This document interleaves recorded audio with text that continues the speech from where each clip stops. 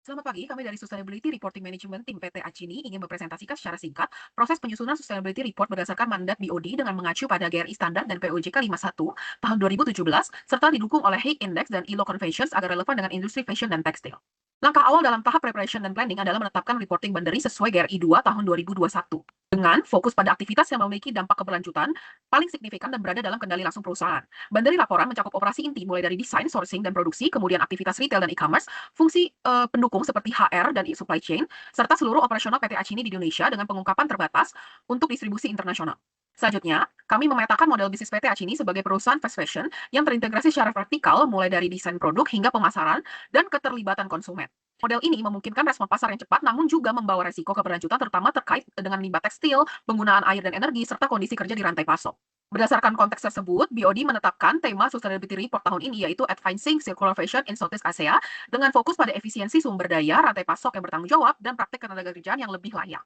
Untuk menjalankan mandat tersebut, BOD itu membentuk Sustainability Reporting Management Unit yang bertanggung jawab langsung kepada BOD-nya sendiri, terdiri dari Sustainability Reporting Lead, Stakeholder and Materiality Lead, serta Performance dan KPI Lead yang berkoordinasi dengan fungsi HR, operasional, lingkungan, dan supply chain.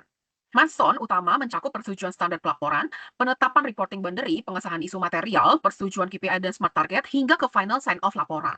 Dan sebagai langkah terakhir, kami juga menyusun secara lebih detail terkait timeline yang terstruktur terdiri dari 6 fase, mulai dari preparation dan governance alignment hingga communication and publication yang akan dijalankan pada periode Januari hingga ke Juni 2026. Dan setiap fase itu akan dilengkapi dengan deliverables, aktivitas kunci, dan checkpoint yang jelas untuk memastikan nih proses pelaporan bisa berjalan terkontrol dan sesuai dengan standar.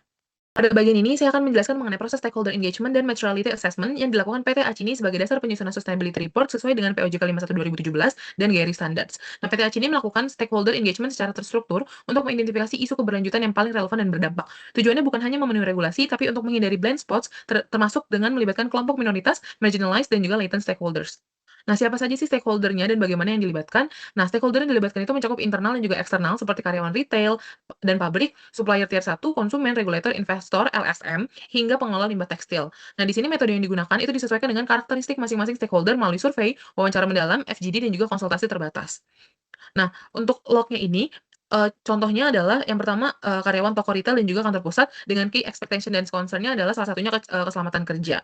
Hasil engagement itu menunjukkan perhatian utama pada isu ketenagakerjaan di rantai pasok, khususnya di K3 dan juga perlindungan tenaga kerja, serta isu lingkungan seperti pengelolaan limbah tekstil, efisiensi, dan juga air. Nah, berdasarkan hasil tersebut, SR Management Unit memfasilitasi materiality workshop dengan pendekatan double materiality sesuai dengan GRI 3. Berdasarkan analisis konteks industri fashion dan juga tekstil, serta masukan dari pemangku kepentingan, isu keberlanjutan dikelompokkan dalam 4 tema utama, yaitu ada environmental stewardship, labor practice and people development, responsible value chain and market practice, innovation, resilience, dan juga community impact. PT Acini itu menerapkan pendekatan double materiality dengan dua penilaian. Yang pertama adalah tingkat kepentingan bagi pemangku kepentingan, di mana penilaian ini didasarkan pada hasil dari stakeholder engagement. Nah, yang kedua adalah tingkat dampak terhadap perusahaan, di mana dimensi ini menilai signifikansi dampak isu terhadap PT Acini mulai dari sisi kinerja finansial hingga kepatuhan terhadap regulasi. Hasil penilaian divisualisasikan dalam materiality matrix dan dirangkum pada tabel berikut, seperti contohnya kesehatan dan keselamatan kerja atau K3 dengan dampak ke perusahaannya itu adalah tinggi dan masuk dengan kategori GRI 403 ILO Conventions. Seluruh proses ini memastikan bahwa isu material yang ditetapkan tidak hanya relevan secara strategis bagi perusahaan, tapi juga benar-benar mencerminkan ekspektasi para pemangku kepentingan. Selanjutnya saya akan menjelaskan data collection dan manajemen approve yang telah kami kembangkan untuk PT Acini, di mana pada bagian ini menjelaskan bagaimana perusahaan mengukur, memantau, dan mengelola kinerja keuangan secara sistematik, sehingga laporan yang disampaikan tidak hanya informatif tetapi juga kredibel dan dapat dipertanggungjawabkan. Langkah pertama, kami telah menetapkan 19 KPI indikator mulai dari keselamatan kerja hingga kepatuhan regulasi dan etika bisnis, di mana untuk setiap isu material ini dibuat dengan mencantumkan numerator, denominator, dan unit pengukuran. Sebagai salah satu contoh dari kesehatan dan keselamatan kerja, di mana di sini KPI-nya sendiri itu dihitung berdasarkan jumlah kecelakaan kerja dengan kehilangan waktu kerja dan total jam kerja karyawan.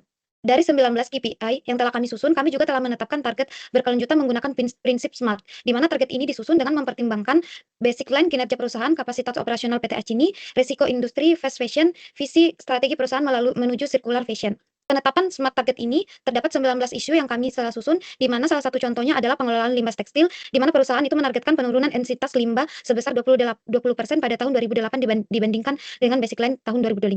Untuk menjamin kualitas dan konsistensi data, kami telah mengembangkan monitoring plan terhadap 19 isu keselamatan hingga kepatuhan regulasi dan etika bisnis yang memuat sumber data, frekuensi update, dan unit kerja yang akan bertanggung jawab. Sebagai salah satu contoh, di mana di sini kesehatan dan keselamatan kerja akan dihitung secara triwulan dengan sumber data laporan insiden kerja dan laporan HSE yang akan dikerjakan oleh divisi HR dan divisi HSE.